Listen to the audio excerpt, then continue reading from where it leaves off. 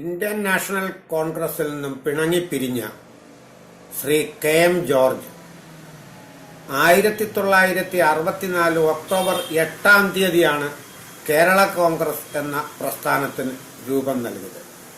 കേരള കോൺഗ്രസ് എന്ന് പറഞ്ഞാൽ ഞങ്ങൾ ദേശീയമായിട്ട് ഇല്ല, ഈ കേരളത്തിലെ കാര്യങ്ങൾ നോക്കാനാണ് എന്നാണ് അതിന്റെ അർത്ഥം. അതുകൊണ്ടാണല്ലോ കേരള കോൺഗ്രസ് എന്ന പേര് സ്വീകരിച്ചത്. പുതിയ ഒരു വീഡിയോയിലേക്ക് മാന്യ പ്രേക്ഷകർക്ക് സ്വാഗതം.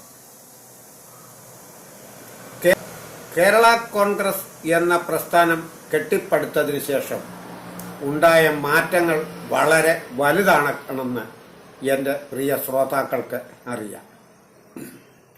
ബിഗ് ബാങ് പോലെ പൊട്ടിത്തെറിയോട് പൊട്ടിത്തെറിയും കൂടിച്ചേരലിനോട് കൂടിച്ചേരലുമാണ് ഇതിനുള്ളിൽ നടന്നുകൊണ്ടിരിക്കുന്നത്. അതായത് കുറേയേറെ സാധനങ്ങൾ ഒരു മിക്സിയിലിട്ട് കറക്കുമ്പോൾ അവ യോജിക്കുന്നത് പോലെ യോജിക്കുകയും പിന്നീട് ആറ്റങ്ങൾ തമ്മിൽ വിഘടിക്കുന്നത് പോലെ വിഘടിക്കുകയും ചെയ്തുകൊണ്ടിരിക്കുകയാണ്. കേരള കോൺഗ്രസ് രൂപം കൊണ്ടതിനു ശേഷം ഇവ സംയോജിക്കുകയും വിഘടിക്കുകയും ചെയ്തുകൊണ്ടിരിക്കുകയാണ്. കെ എം മാണിയും പി സി ജോർജും ബാലകൃഷ്ണപിള്ളയും പി ജെ ജോസഫും ടി എം ജേക്കബുമെല്ലാം വിഘടിച്ച് പല കഷണങ്ങളായിത്തീർന്നു. എന്നാൽ ഇവർ ഒരു കാര്യം ചെയ്യാൻ മറന്നില്ല.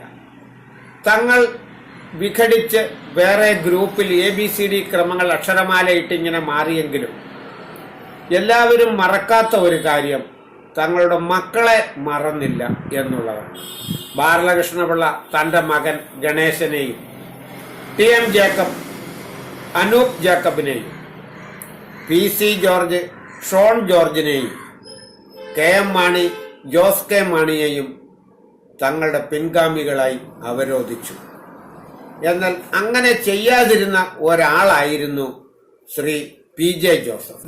അദ്ദേഹം അവരുടെ ഭരണഘടനയിൽ ഇല്ലാത്ത ഒരു കാര്യം കൂടി എഴുതി ചേർത്തുകൊണ്ട് തന്റെ മകൻ അപ്പു ജോൺ ജോസഫിനെ തന്റെ പിൻഗാമിയായി പ്രഖ്യാപിച്ചു. എന്തൊരു രസം!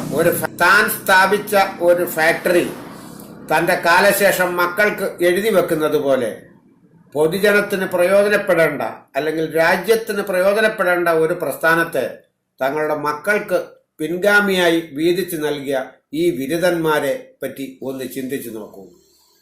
ഇതാണ് രാഷ്ട്രീയം, ഇതാണ് മക്കൾ രാഷ്ട്രീയം. ഈ മക്കൾ രാഷ്ട്രീയത്തിന്റെ അണികൾ, ഇതിന്റെ ഉപജ്ഞാതാക്കൾ, ഇവർ എന്ത് സേവനമാണ് ഈ ലോകത്തിന് ചെയ്യാൻ പോകുന്നത് അല്ലെങ്കിൽ ഈ രാജ്യത്തിന് ചെയ്യാൻ പോകുന്നത്? അവരുടെ മനസ്സിൽ എപ്പോഴും തങ്ങളുടെ മക്കളാണ്, തങ്ങളുടെ കുടുംബമാണ്, തങ്ങളുടെ അഭിവൃദ്ധിയാണ്, എന്തും തങ്ങളുടെ കൈപ്പിടിയിൽ നിൽക്കണമെന്ന ആഗ്രഹമുള്ളവരാണ്. ഇതാണ് രാഷ്ട്രീയം. വലിയ പ്രസ്ഥാനമായി വളർന്നു വരാൻ ഇതിന്റെ സ്ഥാപകർ ആഗ്രഹിക്കുന്നത്. ഈ കെ എം ജോർജ് ഇന്ന് ഉണ്ടായിരുന്നുവെങ്കിൽ ചിന്തിക്കുമായിരുന്നു താൻ എന്തു വലിയ ഒരു മണ്ടത്തരമാണ് ഈ കാണിച്ചതെന്ന്. ഇന്ത്യൻ നാഷണൽ കോൺഗ്രസിൽ നിന്നും വിഘടിച്ച് മറ്റൊരു കോൺഗ്രസ് ആയി നിൽക്കാതെ അതിനെ 1000 കഷണമാക്കി തന്റെ അനുയായികൾ തീർത്തപ്പോൾ സ്വർഗത്തിലിരുന്നു കൊണ്ട് അദ്ദേഹം ലജ്ജിക്കുന്നുണ്ടായിരിക്കും. മറ്റൊരു വീഡിയോയുമായി വീണ്ടും വരാം. അതുവരെ നന്ദി, നമസ്കാരം.